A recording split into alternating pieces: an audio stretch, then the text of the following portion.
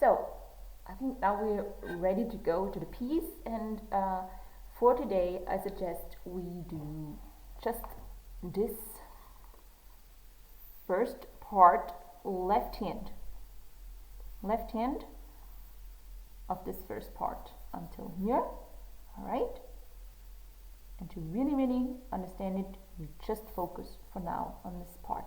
Okay, so what we have here is well, you wrote it out, but now we are really strict, and we want to write the names of the notes, right? So we just read them, we recognize them.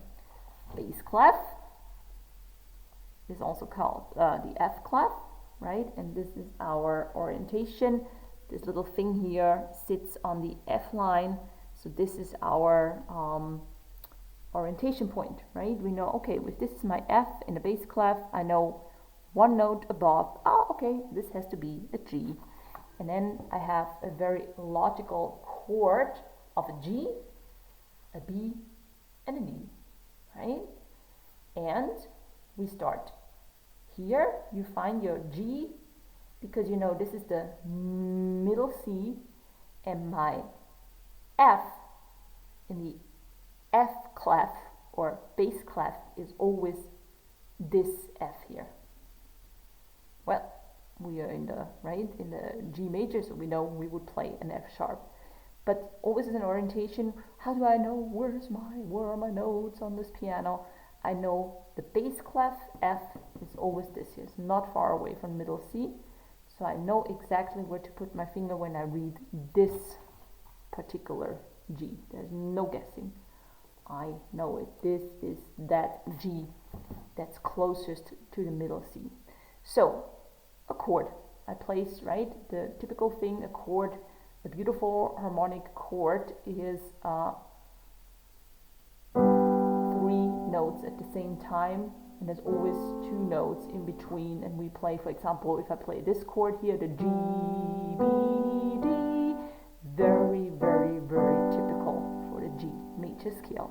So he was good to us, Beethoven, and he starts us off with this actually arpeggio with chords, right? Because it's not just one chord and we play a melody, but he wants us to play in 6/8, right? We have 1, 2, 3, and then 3 other notes will follow. So we have 1, 2, 3, 1, 2, 3, G, B, D played together.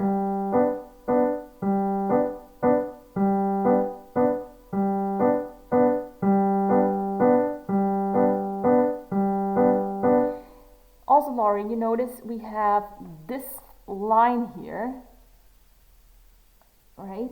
It connects the first note with the second one, and this means we actually stay down with the G until we played this note. And here we have points over these 2 chords, right? And this means we played in staccato, very short, right? So we have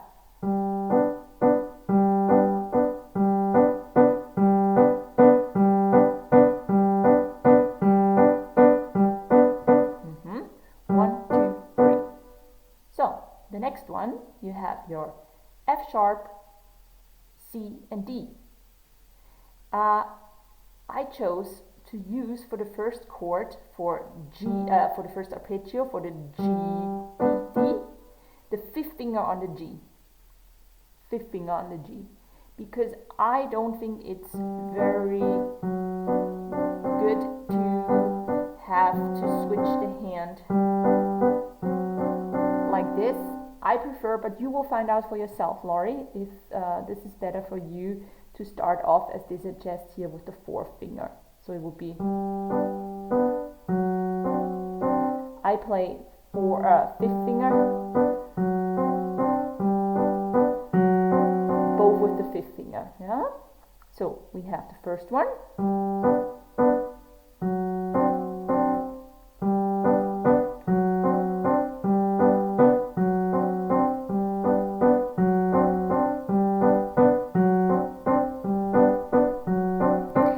Yes, about the legato and arpeggio playing. Legato is actually the very opposite, right, of the staccato. Staccato very short, legato would be all holding it together and not move your fingers too much. We will talk later on into our lessons when we're really at the interpretation part of this piece. So left hand so far, we don't look at the staccato legato too much, just so we see it, that it's written here, that it has these dots over it, so it would mean staccato. And the fingering, I suggest to play both with the fifth finger, right? The first one and also the second one, yeah? And as an exercise, just play it 20 times through.